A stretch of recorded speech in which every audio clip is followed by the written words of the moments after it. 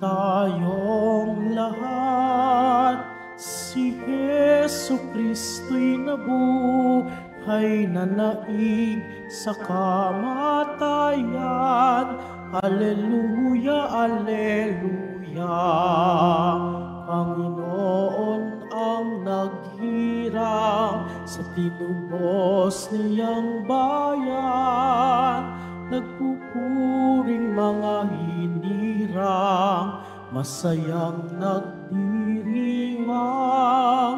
Magalak tayong lahat, si Hesu Kristo'y nabuhay na naig sa kamatayan. Alleluia, alleluia.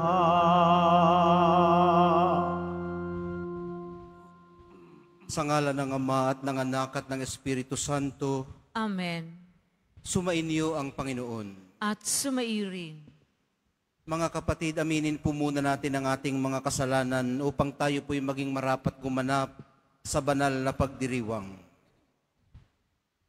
Inaamin ko Sa makapangyarihang Diyos at sa inyo mga kapatid, na lubha akong nagkasala sa isip, sa salita, sa gawa, at sa aking pagkukulang.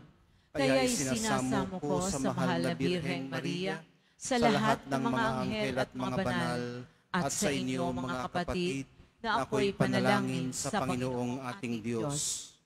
Kaawaan tayo ng makapangyarihang Diyos, patawarin sa ating mga kasalanan, at patnubayan sa buhay na walang hanggan. Amen. Panginoon, kaawaan mo kami. Panginoon, kaawaan mo kami.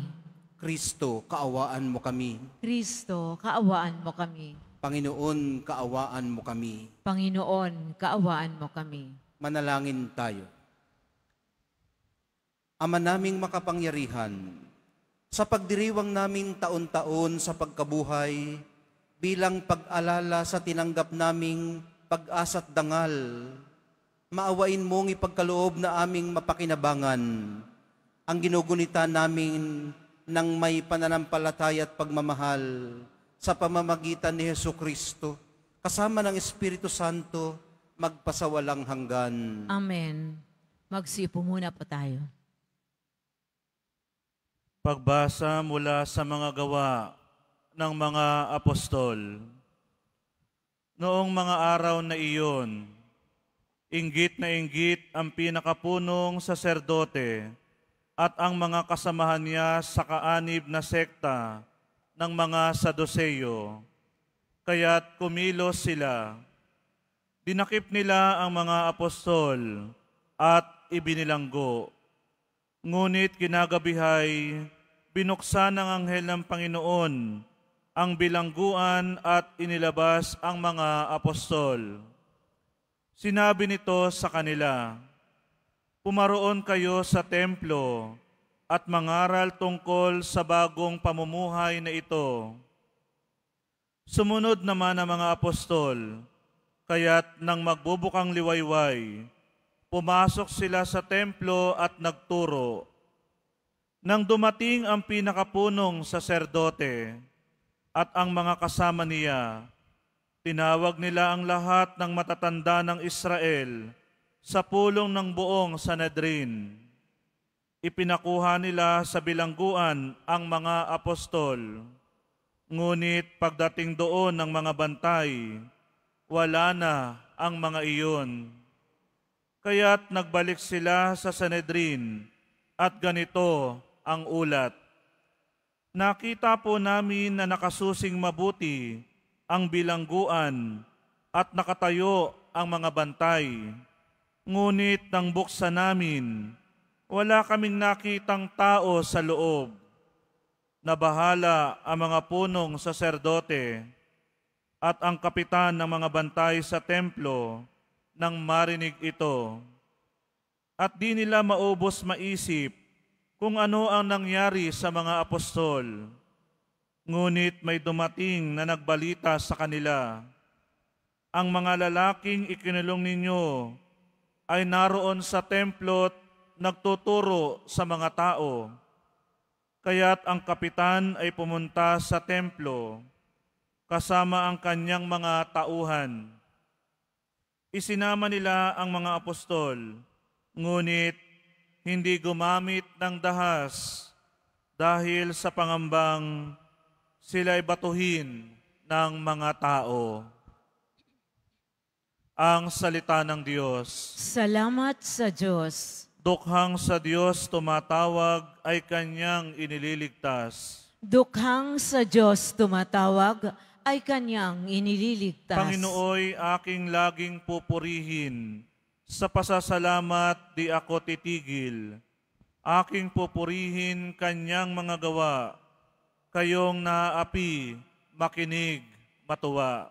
Dukhang sa Diyos tumatawag ay kanyang inililigtas. Ang pagkadakila niya ay ihayag, at ang ngalan niya ay purihin ng lahat. Ang aking dalangi dininig ng Diyos, na wala sa akin ang lahat kong takot. Dukhang sa Diyos tumatawag ay kanyang inililigtas. Nagalak ang aping umasa sa Kanya, pagkat di nabigo ang pag-asa nila. Tumatawag sa Diyos ang walang pag-asa, sila'y iniligtas sa hirap at dusa. Dukhang sa Diyos tumatawag ay kanyang inililigtas. Anghel yaong bantay sa may takot sa Diyos, sa mga panganib sila'y kinukupkop. Ang galing ng poon hanaping masikap, yaong nagtiwala sa kanya't nagligtas, ay maituturing na taong mapalad. Dukhang sa Diyos tumatawag ay kanyang inililigtas.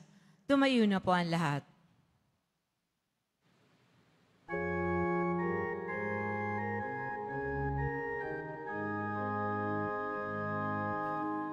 Hallelujah, hallelujah, hallelujah, hallelujah.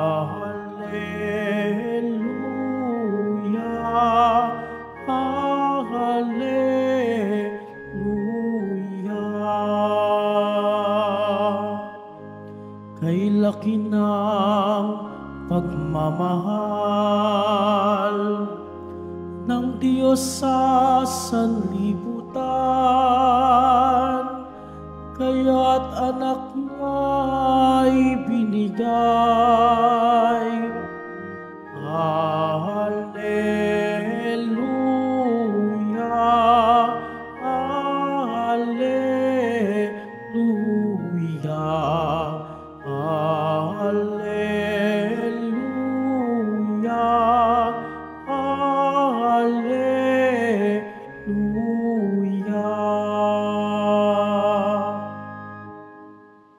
Sumainyo ang Panginoon. At sumaiyo rin. Ang mabuting balita ng Panginoon ayon kay San Juan.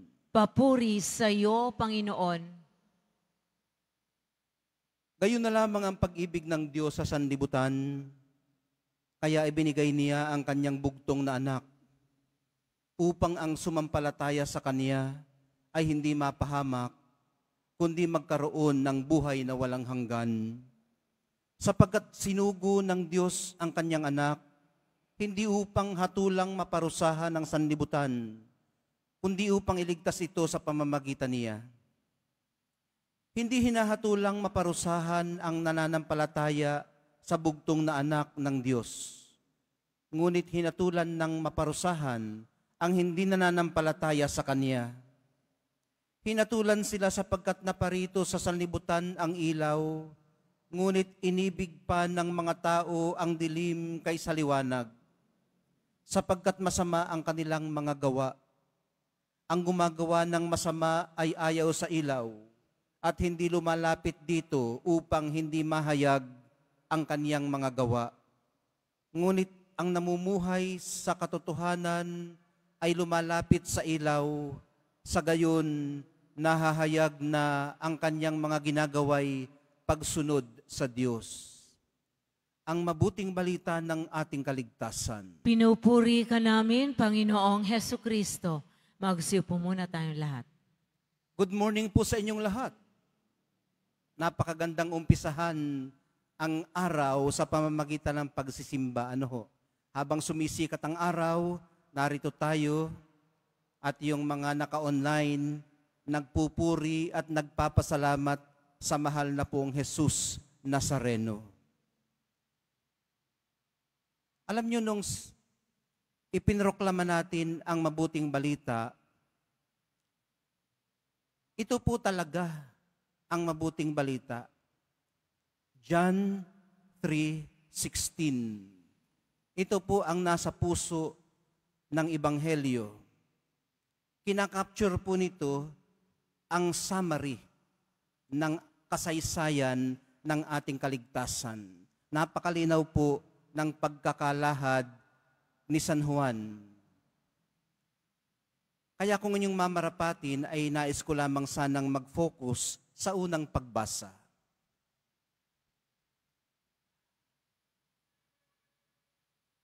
At napakinggan natin kanina kung ano ba ang nagagawa ng inggit. Unang pangungusap pa lamang sa unang pagbasa, sinasabi roon, noong mga araw na yun, inggit na inggit, ang pinakapunong saserdote at ang mga kasamahan niya sa nakaanib ng sekta ng mga Saduseyo. Kaya't kumilos sila. Doon sila dinala ng kanilang inggit. Hindi lamang inggit, kundi matinding inggit. Inggit na inggit. At napakinggan din natin kung ano ang nagagawa ng inggit kapag ang naiinggit ay makapangyarihan, napaka-powerful, katulad ng pinakapunong saserdote. At may mga kakampi pa siya na mga miyembro ng sektang mga Saduseyo. Kasi maaari po nilang abusuhin ang kanilang kapangyarihan. Ibinilanggo ang mga apostol, hindi dahil kriminal sila o lumabag sa batas. Katunayan, mabuti pa nga ang ginagawa nila. Isinasakatuparan na nila yung sinasabi ni Jesus Nazareno na makagagawa kayo ng higit pang mga kamanghamanghang mga bagay. Nagpalaya sila ng mga masasamang espiritu, nagpagaling sa mga may sakit, nangaral. Lahat ay mabubuti. Pero hindi yun ang dahilan kung bakit ibinilanggo sila ng makapangyarihan. Kundi dahil nainggit ang pinakapunong saserdote at ang mga Saduseyo sa kanila. Ang inggit po, mga kapatid, ay isang uri ng emosyon tulad ng galit, lungkot o saya. Hindi naman ho sana masama ang inggit kung mananatili itong karanasan o kalagayan at nabababaran o natatambayan ng husto at hindi nai-express o napapagpasyahan. Importante rin ho ito dahil maaaring may sinasabi ito sa iyo kung ikaw ay nakakaramdam ng inggit. Maaaring mas maintindihan mo ang iyong sarili. Halimbawa, kung nakakaramdam ka ng inggit sa iyong kaibigan na nakapasa sa board exam at ikaw ay hindi, maaaring sinasabi nito sa iyo na huwag kang susuko. Mag-try ka uli next time. At alamin mo kung ano ang naging technique ng kaibigan mo na nakapasa, kung bakit at kung paano siya nakapasa. Gayong pareho naman kayong matalino. Matuto ka sa kanya. Lalo na kung malaman mong nagpakapuyat pala siya sa pagre-review at hindi tumigil hanggat hindi niya namamaster ang inyong pinag-aaralan. Makamalaman mo rin na tinigilan na pala niya ang pagbababad sa social media at video games at nag-focus na mabuti sa inaaral niya. Ngayon, mga kapatid, kung na-overtaken ka ng inggit, hindi ka na makapag-isip ng maayos, ng matuwid dahil sa sobrang inggit, maaari kang makagawa ng hakbang na pagsisisihan mo sa huli. Halimbawa ay ang mag-post ng anonymous content sa Facebook na nagsisiwalat na cheater din naman yan. Yang nakapasa kong kaibigan, siya nga yung nagpapakopya at nangongopya din. Nakapagtataka nga na nakapasa siya ngayon. Ngayon, ito na yung emosyon, mga kapatid, na nai-express mo na at napagpasyahan ng hindi na pag-iisipang mabuti. Dito po tayo sumasala at nagkakasala. Pero hindi porket malakas ang iyong emosyon, iisipin mo ng masama kang tao. Sa pagitan po kasi ng iyong pakiramdam at ng iyong gagawin, dala ng iyong pakiramdam, nananahan ang grasya at biyaya ng Diyos. Ito po ay ang ating kalayaang pumili ng tama, na mabuti. Pero dito rin po tayo kaiingat dahil dito rin po tayo inaabangan ng kalaban para hablutin at dukutin. Papunta na sana tayo sa mabuti, pero nahablot pa tayo ng kalaban, napasama patuloy. Ang tunay na mabuti, mga kapatid, na tinutukoy natin ay ang pagpapahayag ng emosyon, ng akma at nararapat na paraan. Kaya po tayo nagkakaproblema ay pag hinayaan natin ang malakas nating emosyon na diktahan ang ating gagawin at pagpapasya. Tapos ikakatwiran natin, kasi nagdilim po ang aking paningin. Ayun na nga, na-overtake ka na ng emosyon ang rason. Alam naman ng Diyos, mga kapatid, alam naman ng Nazareno na kailangan natin ng tulong niya sa pang-araw-araw nating pakikibaka sa ating sarili, sa mga inggit natin, at sa iba pang malalakas nating emosyon, katulad halimbawa ng selos, galit. Tumawag lang tayo sa Kanya. Gaya ng sinasabi sa Salmong Tugunan. Ano ba ang sagot nyo kanina? Sa Salmong Tugunan, dukhang sa Diyos tumatawag ay Kaniyang inililigtas.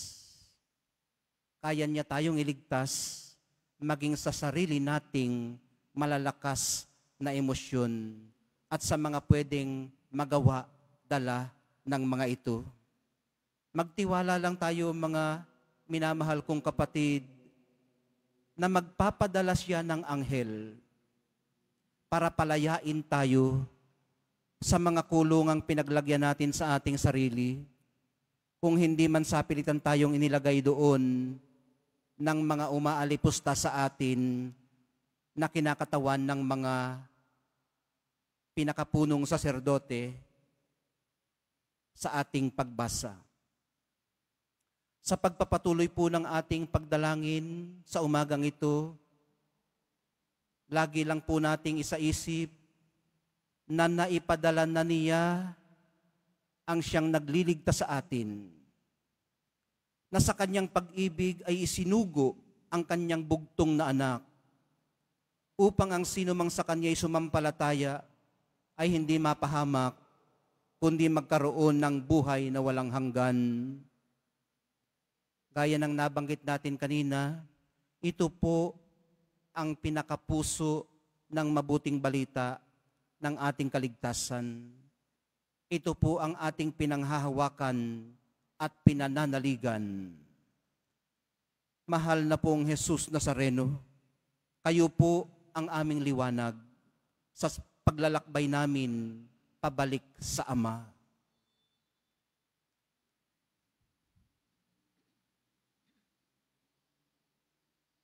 Tumayo na po tayo.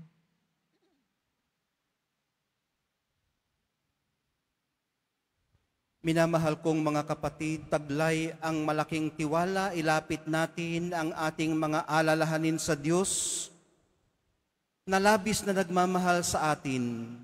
Kaya ibinigay niya ang kanyang bugtong na anak upang hindi na mawala ang mga naniniwala sa Kanya, bagkus ay magkaroon ng buhay na walang hanggan. Sa bawat paglalapit ang atin pong tugon, sa ngalan ni Jesus, basbasan mo kami.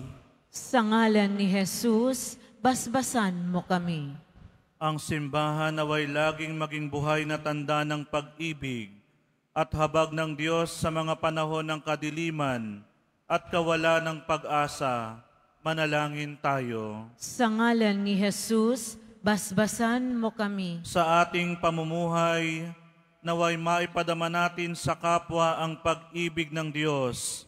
Sa pamamagitan ng ating mga ginagawa, manalangin tayo. Sa ngalan ni Jesus, basbasan mo kami. Ang pag-ibig ng Diyos naway maghatid ng kapayapaan sa ating mga puso at pagkakasundo ng lahat. Manalangin tayo. Sa ngalan ni Jesus, basbasan mo kami. Ang mga may sakit at mga nagdurusa, naway makaunawa na mahal sila ng Diyos sa pamamagitan ng pangangalaga at pagkalinga ng kanilang pamilya at mga kaibigan. Manalangin tayo. Sa ngalan ni Jesus, basbasan mo kami. Ang mga mahal natin sa buhay na namayapa na, naway makabahagi sa kalwalatian ng muling pagkabuhay. Manalangin tayo. Sa ngalan ni Jesus, basbasan mo kami. Ama naming nasa langit, tunghayan mo ng may pag-ibig ang iyong mga anak at patnubayan mo kami sa aming paglalakbay patungo sa kaligtasan. Hinihiling namin ito sa pamamagitan ni Kristo na aming Panginoon. Amen. Magsiupo muna po ang lahat.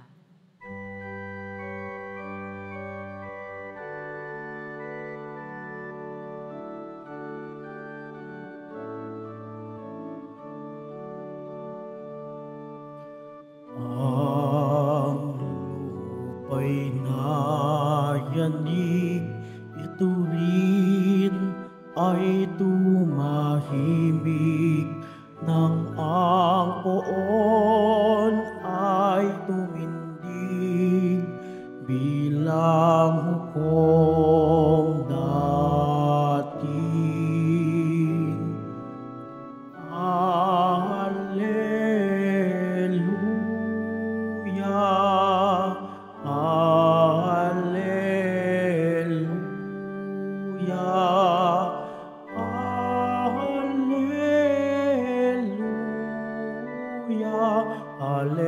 Hallelujah, hallelujah. Tumayo po ang lahat. Manalangin kayo mga kapatid upang itong ating paghahain ay kalugdan ng Diyos amang makapangyarihan. Tanggapin nawa ng Panginoon itong paghahain sa iyong mga kamay, sa kapurihan niya at karangalan, sa ating kapakinabangan at sa buong sambayanan niyang banal. Ama naming lumikha, sa paghahain ng banal na pagpapalitan ng iyong mga kaloob at aming mga alay, kami pinapagsalo mo sa iyong buhay na namumukod tangi at walang kapantay.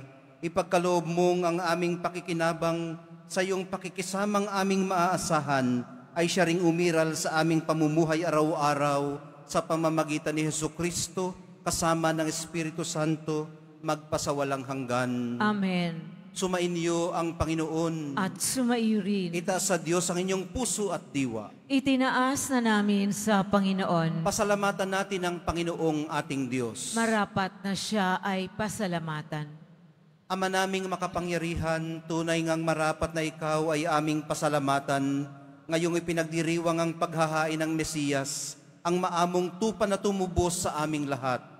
Sa paghahain ng sariling buhay at sa pagkabuhay ng anak mong mahal, nabuksang ganap ang iyong tahanan at kaming pinaghaharian mo'y naging kasambahay.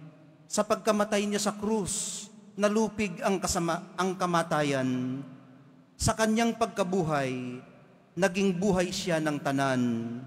Kaya kaisa ng mga anghel na nagsisiawit ng papuri sa iyo, nang walang humpay sa kalangitan, kami nagbubunyi sa iyong kadakilaan. Santo, Santo, Santo, Panginoong Diyos ng mga hukbo, napupuno ang langit at lupa ng kadakilaan mo, o sana sa kaitaasan. Pinagpala ang naparirito sa ngalan ng Panginoon, o sana sa kaitaasan. Magsiluhod pa tayo. Ama naming banal, ikaw ang bukal ng tanang kabanalan, kaya't sa pamamagitan ng iyong Espiritu, gawin mong banal ang mga kaloob na ito, upang para sa amin maging katawan at dugo ng aming Panginoong Hesukristo. Bago niya pinagtiis ang kusang loob na maging handog, hinawakan niya ang tinapay, pinasalamatan kaniya. Pinaghati-hati niya yun, iniabot sa kanyang mga alagad at sinabi, tanggapin ninyong lahat ito at kanin. Ito ang aking katawan na ihahandog para sa inyo.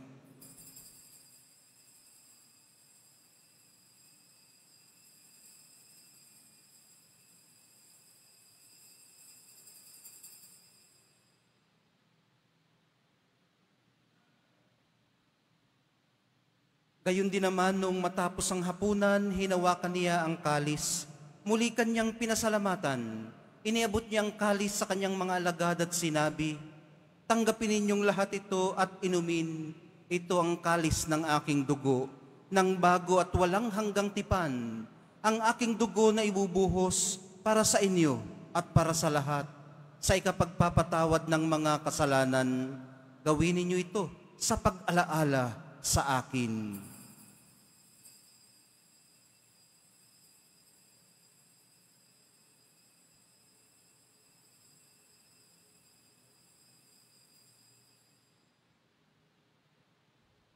Tumayo na po ang lahat.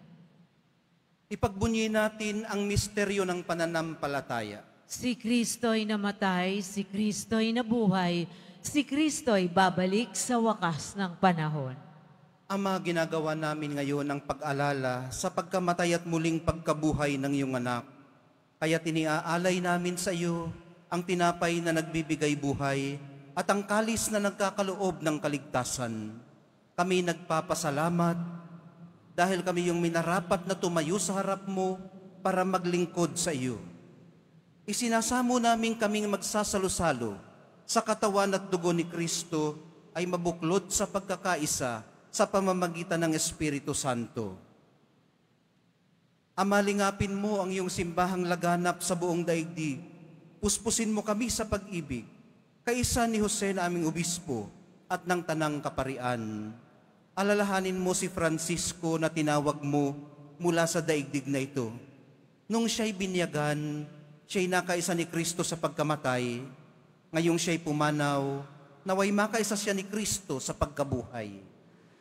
Alalahanin mo rin ang mga kapatid naming nahimlay, nang may pag-asang sila'y muling mabubuhay, gayon din ang lahat ng mga pumanaw. Kaawaan mo sila at patuloyin sa iyong kaliwanagan. Kaawaan mo at pagindapatin kaming lahat na makasalo sa iyong buhay na walang wakas. Kaisa ng mahal na Birheng Maria na ina ng Diyos, ng kabiyak ng puso niyang si San Jose, kaisa ng mga apostol ni San Juan Bautista at ng lahat ng mga banal na namuhay dito sa daigdig ng kalugod-lugod sa iyo. Maipagdiwang nawa namin ang pagpupuri sa ikararangal mo sa pamamagitan ng iyong anak na aming Panginoong Hesukristo. Sa pamamagitan ni Kristo, kasama niya at sa Kanya, ang lahat ng parangal at papuri ay sa iyo, Diyos Amang makapangyarihan, kasama ng Espiritu Santo, magpasawalang hanggan. Amen. Sa tagubili ng mga nakagagaling na utos at sa turo ni Jesus na Panginoon natin at Diyos, ipahayag po natin ang lakas loob. Ama namin, Sumasalangit ka, sambahin ang ngalan mo. Mapasa amin ang kaharian mo, sundin ang loob mo dito sa lupa para nang sa langit. Bigyan mo kami ngayon ng aming kakanin sa araw-araw at patawarin mo kami sa aming mga sala para ng pagpapatawad namin sa nagkakasala sa amin. At huwag mo kaming ipahintulot sa tukso at iadya mo kami sa lahat ng masama. Hinihiling po namin kami iadya sa lahat ng masama, pagkalooban ng kapayapaan araw-araw, iligtas sa kasalanan at ilayo sa lahat ng kapahamakan, samantalang aming pinananabikan ang dakilang araw ng pagpapahayag ng tagapagligtas naming si Jesucristo. Sapagkat iyo ang karian at ang kapangyarihan at ang kapurihan magpakailanman. Amen. Panginoong Jesucristo, sinabi mo sa iyong mga apostol, kapayapaan ang iniiwan ko sa inyo, ang aking kapayapaan ang ibinibigay ko sa inyo. Tunghayan mo ang aming pananampalataya at huwag ang aming pagkakasala. Pagkalooban mo kami ng kapayapaan at pagkakaisa ayon sa iyong kalooban, kasama ng Espiritu Santo, magpasawalang hanggan. Amen. Ang kapayapaan ng Panginoon ay laging sumainyo. At sumairin. Magbigayan po kayo ng kapayapaan sa isa't isa.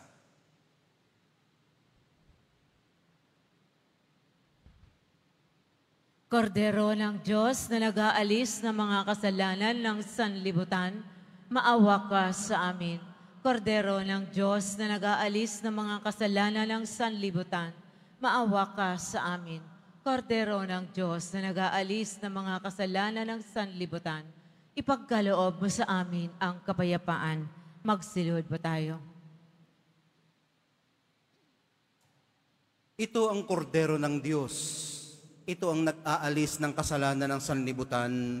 Mapalad ang mga inaanyayahan sa kanyang piging. Panginoon, hindi ako karapat-dapat na magpatuloy sa iyo, ngunit sa isang salita mo lamang ay gagaling na ako. Bring us to everlasting.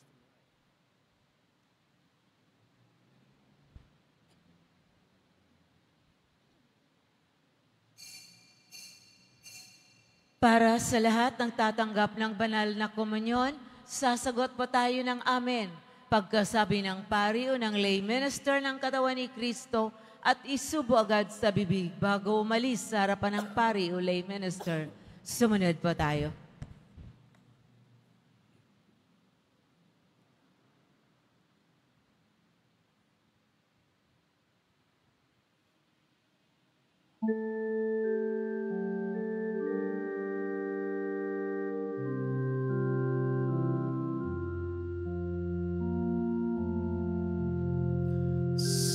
Kristo'y inialay na, pamaskong maamong tupa. Magsalo tayong masaya sa tinapay na pamista, bago't wagas. Alleluia. Purihin ang Panginoon sa kanyang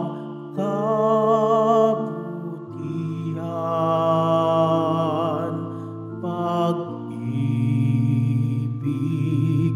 niya'y tunay, laging tapat kailanman.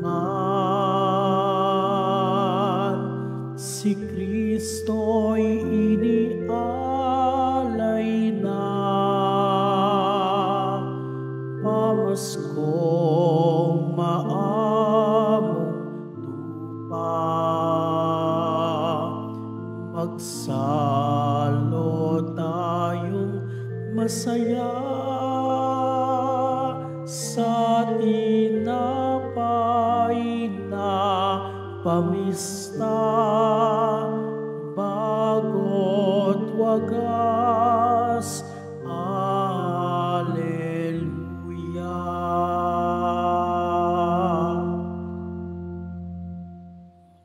Mga kadeboto, mabibili pa rin po sa ating parish office ang Nazareno Images, Nazareno Medallion, at ang Nazareno Novena and Prayer Booklet in English or Tagalog. Ang lahat po ay inaanyayahan, lalo na ang mga may sakit o may karamdaman, sa ating Healing Mass and Service bukas, araw ng Huwebes, May 1, 2025, sa ganap na ika-6 ng gabi. Makiisa po tayo. Pagkatapos ng misa, wiwisikan po ang lahat ng banal na tubig. Pinakikiusapan ng lahat na manatili lamang muna sa inyong mga lugar. Sa Quezon Boulevard o sa Plaza San Juan lamang ang labasan ng lahat. Sumunod po tayo.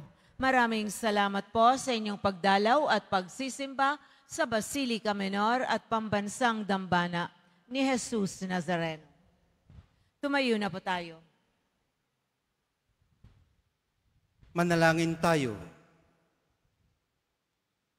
Ama naming mapagmahal, manatili kang kapiling ng iyong sambayanan na ngayoy pinapakinabang mo sa iyong sariling buhay at loobin mong kami pasulong na makahakbang mula sa dati naming pagkamakasalanan patungo sa pagbabagong nagdudulot ng iyong kabutihan sa pamamagitan ni Hesukristo kasama ng Espiritu Santo magpasawalang hanggan. Amen.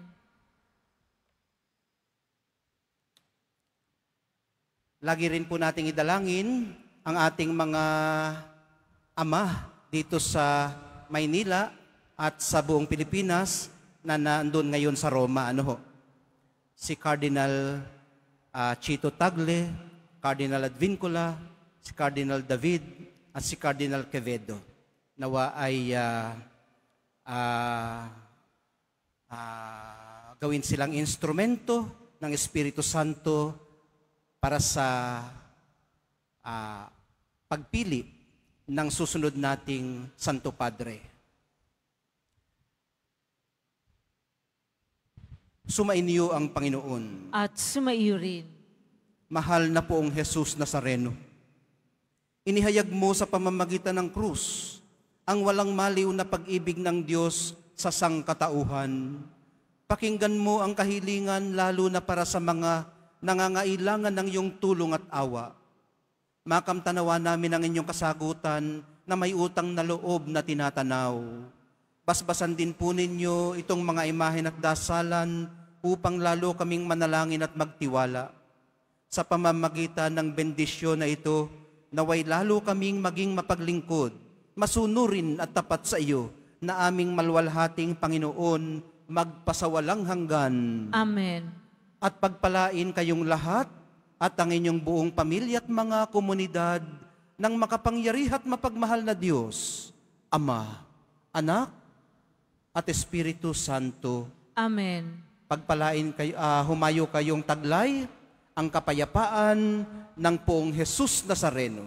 Salamat sa Diyos.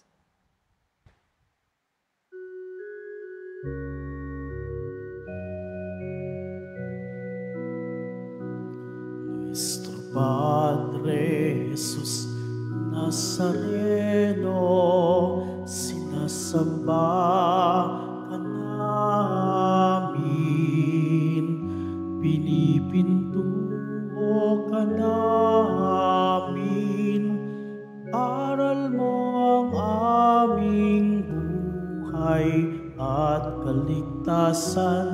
Nuestro Padre Jesus Nazareno, iligtas mo kami sa kasalanan.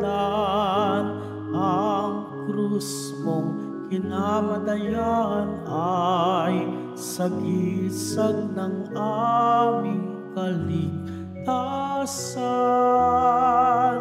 Nuestro Padre Jesus Nazareno, dinarangal ka namin. Nuestro Padre Jesus Nazareno, niluluwalhati ka namin. Nuestro Padre Jesus Nazareno, dinarangal ka namin. Nuestro Padre Jesus Nazareno, niluluwalhati ka namin.